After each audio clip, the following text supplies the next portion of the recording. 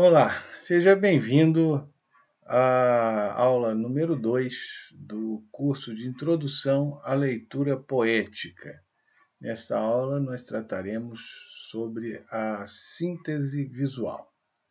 Voltando um pouquinho ao assunto da aula passada, antes de entrar no tema da aula de hoje, lembro que nós dissemos na aula 1 que a linguagem poética se caracteriza por sintetizar um grande número de ideias em reduzido número de palavras.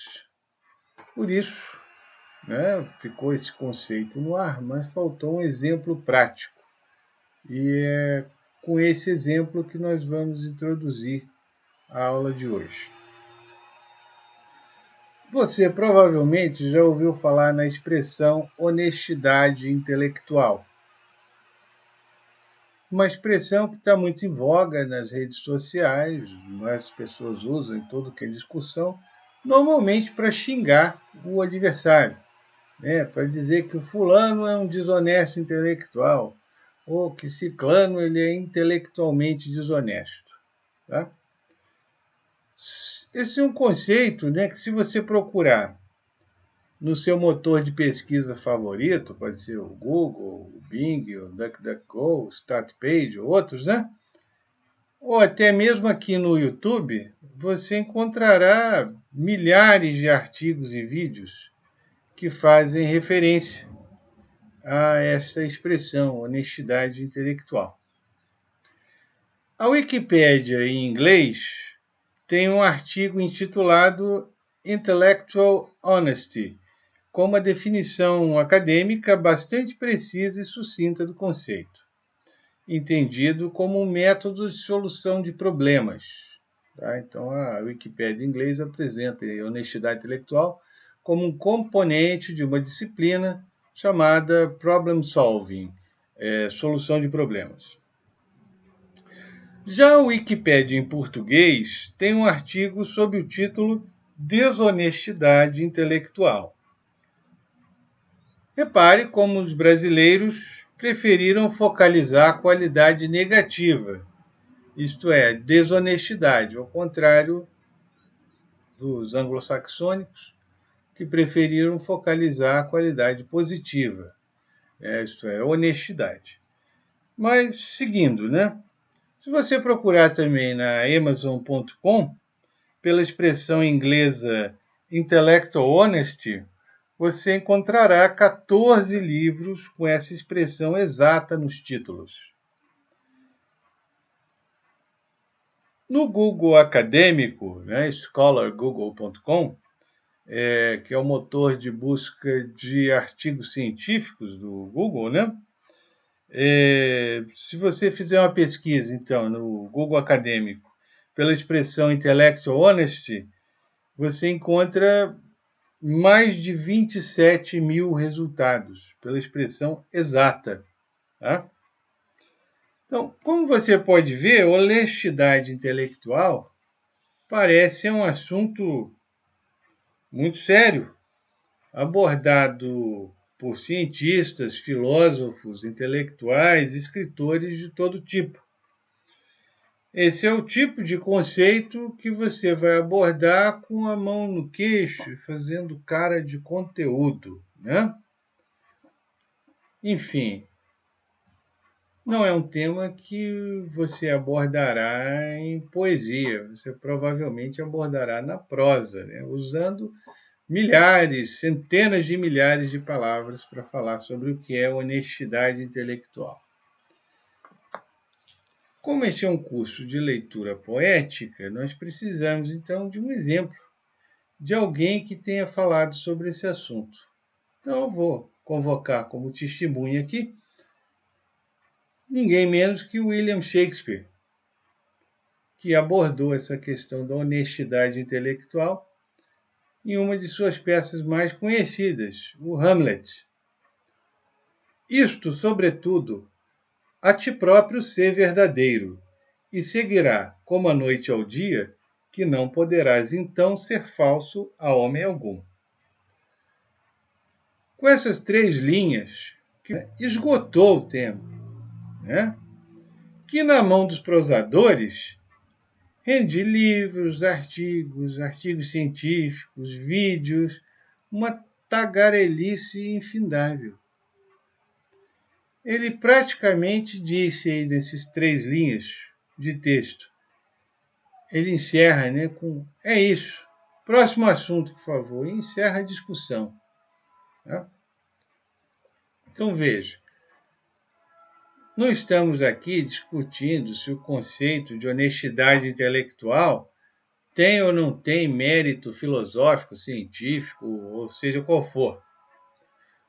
O que importa, para efeito de um curso de leitura poética, é que o poeta ele não perde tempo debatendo, discutindo ou tagarelando. Ele simplesmente diz o que pensa e, ao fazê-lo, ao dizer o que pensa, provoca o maior impacto possível no seu leitor. Agora, para entender como o poeta obtém esse resultado, nós precisamos avaliar justamente os componentes da linguagem poética e entrar no assunto desta aula, né? Porque o aspecto da linguagem poética que o diferencia de forma mais evidente da prosa, que é o visual. Observe a figura que está aparecendo agora na tela. São 2 páginas de um editor de textos. Em uma das páginas há um texto em prosa. Na outra página há um poema. Será que você consegue adivinhar qual é qual? Bem, a pergunta está errada até, né?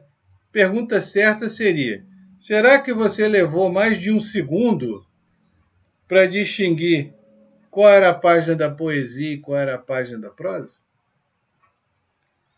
Enfim, nós estamos diante de uma diferença óbvia. A primeira que literalmente salta aos olhos de qualquer pessoa que tenha um primeiro contato com a poesia. É que o poema oferece uma experiência visual diferente da prosa. A prosa consiste em uma sequência de frases organizadas em grandes blocos de textos, chamados de parágrafos. Esses blocos ocupam toda a largura da página disponível para impressão. Com exceção da primeira e da última linhas, todas as linhas que compõem o parágrafo têm sempre rigorosamente o mesmo comprimento. Então, essa forma visual do texto em prosa, ele tem uma razão de ser.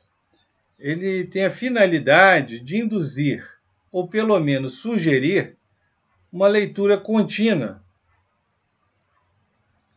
O escritor, ele espera que o leitor siga a exposição das suas ideias na sequência que ele determinou, num fluxo contínuo, que ele comece lendo pela primeira frase, siga continuamente até chegar no ponto final.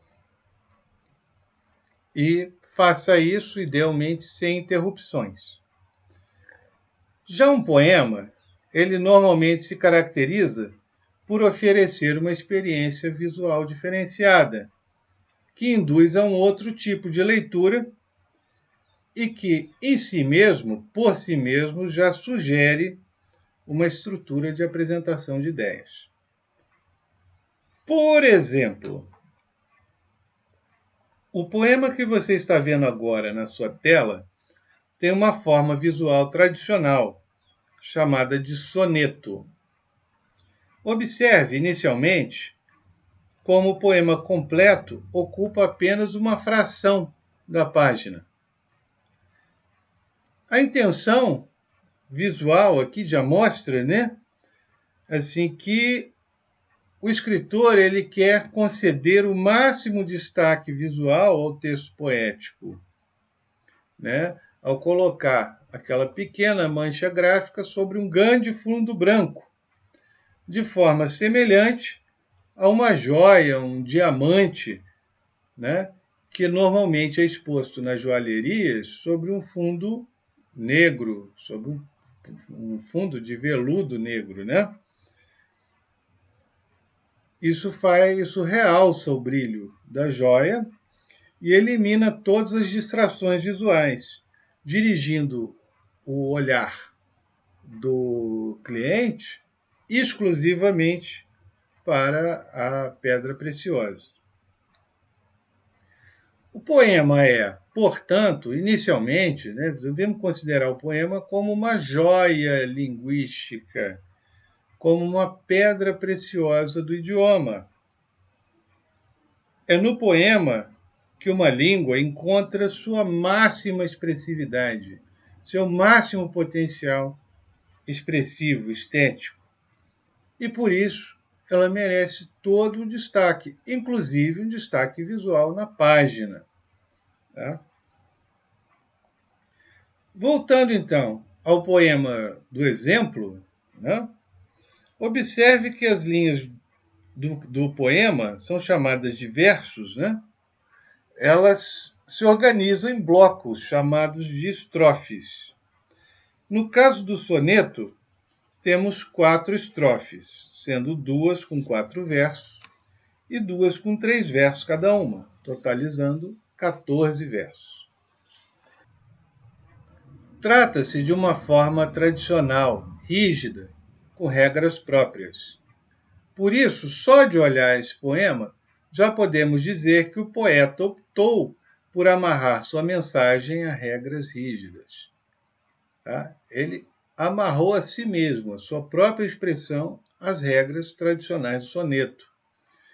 Ou seja, este poeta não está reivindicando para si uma liberdade de expressão que se manifeste na forma como ele apresenta visualmente sua obra, como fazem diversos poetas, por exemplo, poetas românticos e poetas modernos, eles seguem outras formas, eles manifestam seu desejo de liberdade expressiva através de uma forma não rígida, né, de ausência de regras rígidas para a forma dos seus poemas.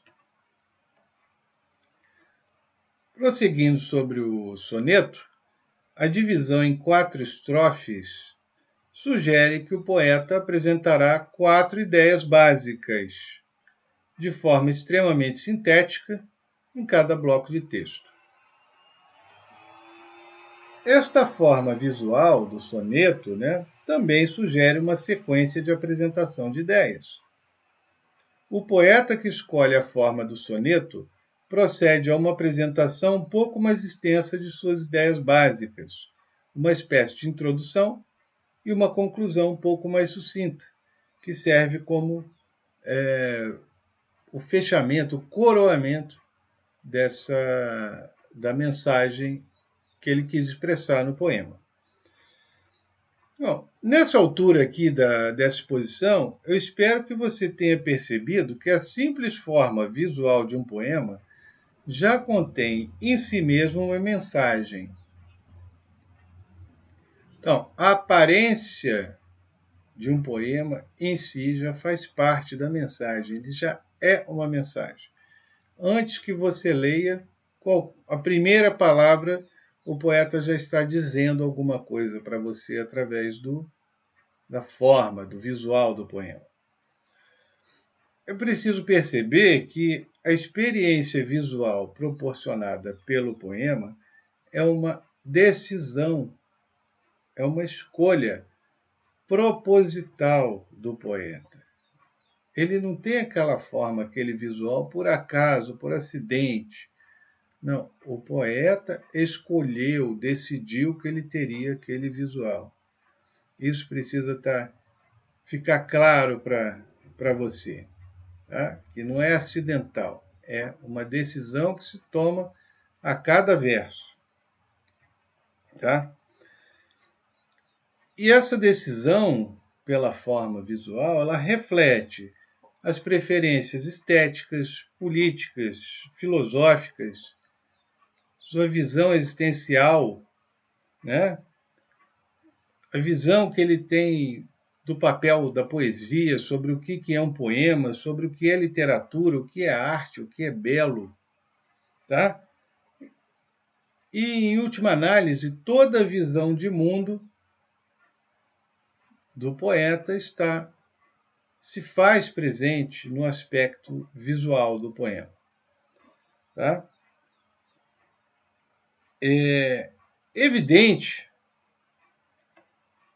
tomando apenas o exemplo que vimos até o momento, que é o do soneto, que nem todo poeta que já escreveu um soneto na história e que ainda virá a escrever, seguirá essa estrutura de introdução, conclusão, né? Mas, se ele decidir subverter essa mensagem no texto, na hora de compor, na mensagem escrita, diga uma coisa e a forma visual esteja dizendo outra, isso em si já será revelador da sua própria proposta estética, de sua visão de mundo, de sua visão filosófica, da política, da literatura.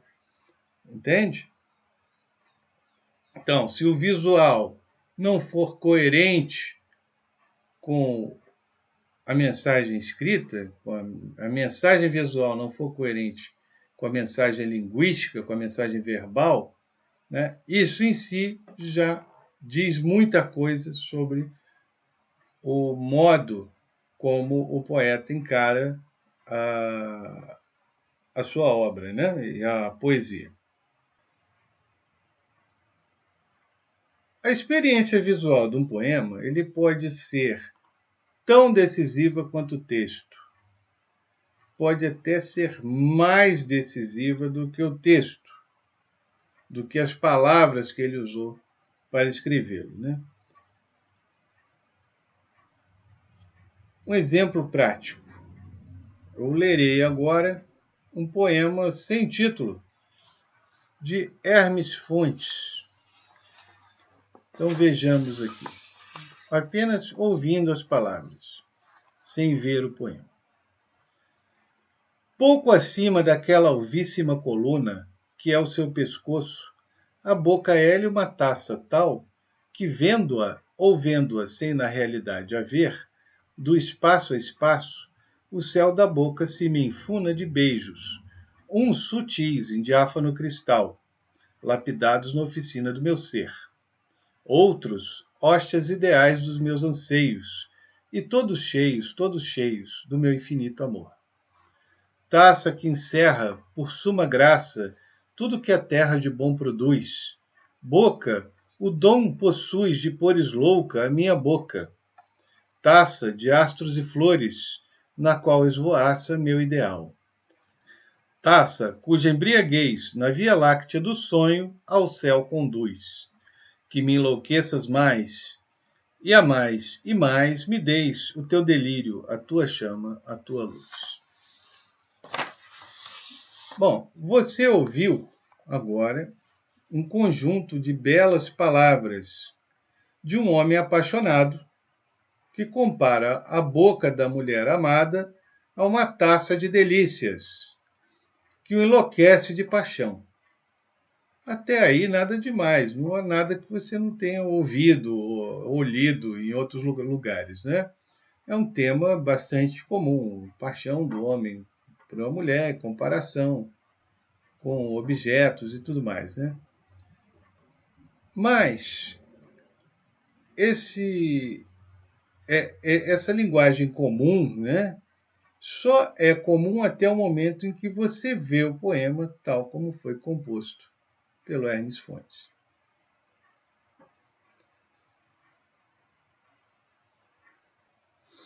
Então, toda a mensagem desse poema adquire um novo significado quando se vê o trabalho a que ele se impôs organizar os versos sob a forma de uma taça.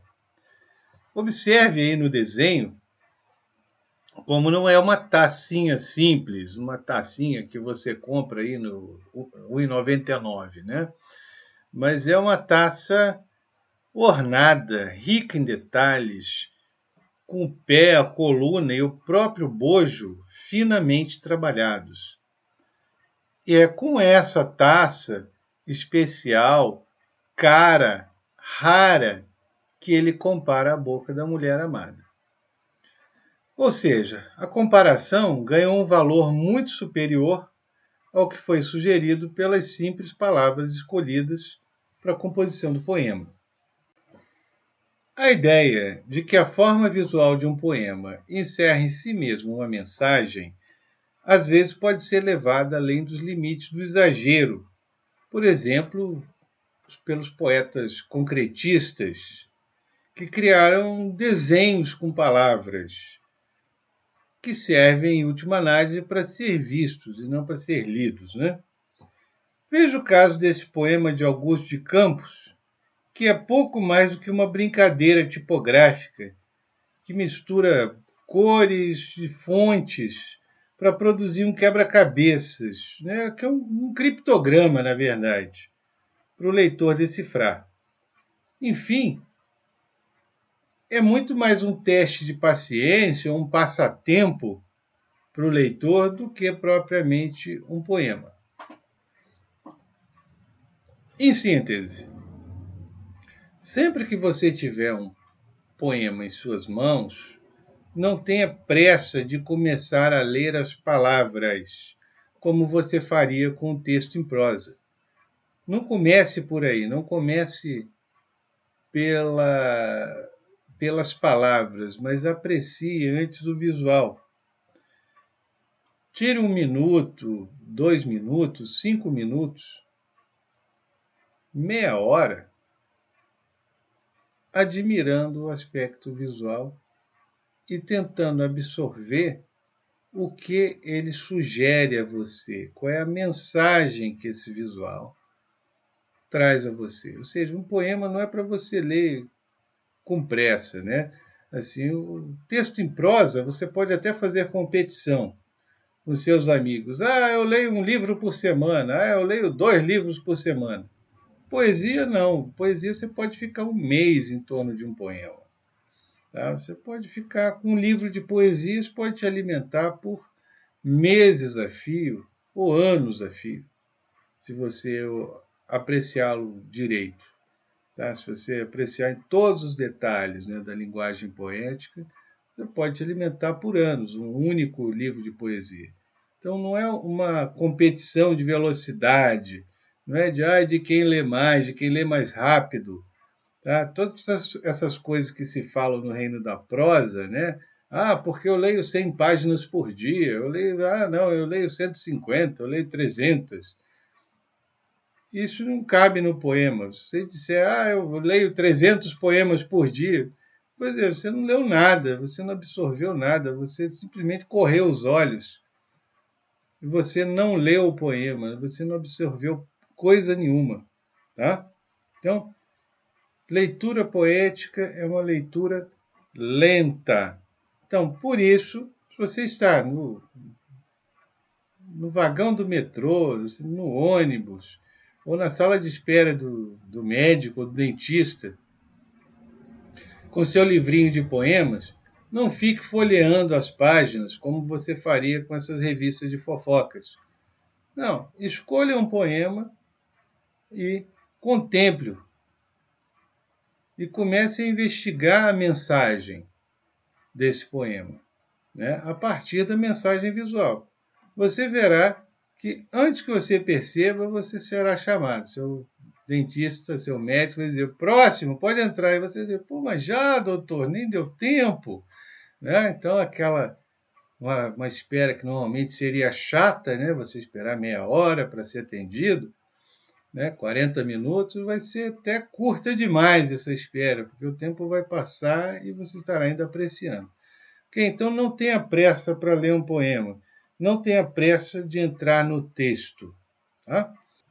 Então, a título de exemplo, você verá agora uma sequência de slides metalinguísticos, isto é, que aplicam o próprio conceito que estão explicando. Isto vale uma explicação. Uma metalinguagem, né, é o uso de uma linguagem para explicar a si mesma. Ih, ficou estranho, ficou esquisito essa explicação. Como é que é isso? Na prática, quando o poeta escreve um poema cujo tema, cujo assunto é como escrever um poema, ou como escrevi este poema, né? Você está diante de uma metalinguagem, tá? Então, quando o professor explica como dar aula, né, te dá uma aula sobre como dar aula. Isso é uma metalinguagem. Quando alguém escreve um livro sobre como escrever textos, ou como escrever um livro, é uma metalinguagem. Okay? Se você faz um vídeo sobre como produzir um vídeo, isso é uma metalinguagem. Então, os slides que se seguem são slides metalinguísticos. Eles vão apresentar o texto da explicação sob a forma visual, poética que eles estão explicando. O texto não será poético, mas a forma será poética. Inicialmente, eu pensei em produzir esses slides usando exemplos reais, né, de poemas. Só que eu acabei percebendo o seguinte, que a atenção do estudante, a sua atenção, acabaria se desviando para o texto. Ou seja, você começaria a ler o poema e nem iria mais prestar atenção no que eu estava dizendo. Então, o que você lerá, sobre o texto que você lerá nos slides que se seguem, é o texto que eu vou falar, é texto de explicação, não tem nada de poético, é até bastante chato, mas a forma visual será equivalente ao que você está lendo, de maneira que você poderá apreciar o efeito, visualmente, o efeito que está sendo descrito no texto da explicação. Então, vamos em frente. Versos curtos sugerem laconismo, síntese, singeleza, bucolismo, rapidez, humor, ironia. Versos longos podem representar sentimentos profundos, imagens elaboradas, ideias complexas, projetos grandiosos, conceitos universais, abstrações filosóficas, histórias completas, elaborações e lucubrações intelectuais, as mais elevadas preocupações da mente humana. Versos com extensão fixa, isto é, todos com praticamente o mesmo comprimento, sugerem que o autor decidiu impor-se uma disciplina rigorosa quanto ao ritmo de leitura de cada verso. Também sugere monotonia, repetitividade e, em mãos inábeis, pode tornar-se cansativo. Versos com extensão muito variada sugerem que o autor concedeu a si mesmo grande liberdade expressiva, que se manifesta sob a forma de grande variação no ritmo de leitura. Poemas compostos de várias estrofes que têm rigorosamente idêntico número de versos normalmente implicam que o autor dá importância equivalente a cada uma das ideias centrais expostas nas estrofes. Isso também indica uma regularidade rítmica repetitiva. Poemas compostos por estrofes de tamanhos diferentes, com diferente número de versos, sugerem, mais uma vez, liberdade expressiva, a presença de uma hierarquia entre as ideias, além de, novamente, grandes variações de ritmo. O número de versos que compõem as estrofes também sugere algumas ideias sobre a experiência que você terá ao lê-lo. Por exemplo, Estrofes com 2, 3 ou 4 versos remetem aos ritmos musicais binários 1, 2, 1, 2, 1, 2. Ternários 1, 2, 3, 1, 2, 3, 1, 2, 3. E quaternários 1, 2, 3, 4, 1, 2, 3, 4, 1, 2, 3, 4. Esses três ritmos são muito comuns na música popular. O samba, como exemplo de ritmo binário, a valsa, como exemplo de ritmo ternário, e o rock, como exemplo de ritmo quaternário. Já as estrofes com mais de 4 versos e número ímpar, por sua vez, sugerem ritmos compostos mais complexos. Por exemplo, um ritmo quinário com 5 tempos pode ser lido tanto como 1, 2, 3, 1, 2, 1, 2, 3, 1, 2, 1, 2, 3, 1, 2. Tanto como 1, 2, 1, 2, 3, 1, 2, 1, 2, 3, 1, 2, 1, 2, 3. Ou ainda como uma sequência contínua de 5 tempos. 1, 2, 3, 4, 5. 1, 2, 3, 4, 5. 1, 2, 3, 4, 5. Estrofes com número par de versos, por outro lado, sugerem um ritmo mais regular. Por exemplo, uma estrofe com 6 versos pode ser entendida como o casamento de 2 estrofes com 3 versos, ou 3 estrofes de 2 versos. E assim por diante. Há muito o que observar no poema. Cada um de nós precisa exercitar pessoalmente, por conta própria, a sua capacidade de observação e de conclusão sobre essas pistas visuais deixadas pelo poeta em sua obra. E, depois de ler o poema, comparar a sua impressão inicial com a mensagem que ele realmente transmite e verificar se você entendeu direito, se o autor é coerente ou se ele contradiz o conteúdo da poesia com a forma visual, tá? Enfim, e essa comparação em si também faz parte do exercício de leitura poética.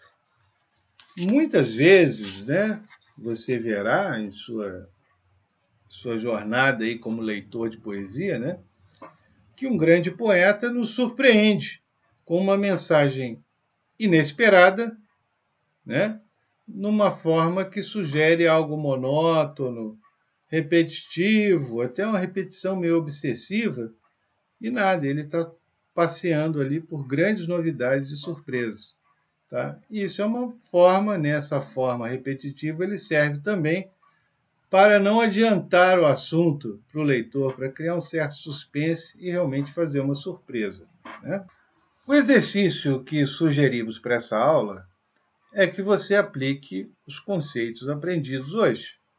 Então, pegue um livro de poemas, pode ser uma coletânea de diversos autores, não precisa ser um livro de um único autor, ok? Mas se quiser que seja de um único autor, também fica à vontade. E reserve algum tempo para observar a forma visual dos poemas antes de começar a lê-los. Tente deduzir o que essa forma visual está sugerindo a respeito da mensagem. E depois, leia o poema e compare a sua impressão inicial com a impressão que teve após a leitura. Ok? Simplesmente coloque em prática, põe em prática o que nós estudamos hoje. Como sempre, se você quiser enviar suas respostas por escrito para o meu endereço de e-mail, fique à vontade. Tá? Os meios de contato estão disponíveis nos créditos no final dessa aula.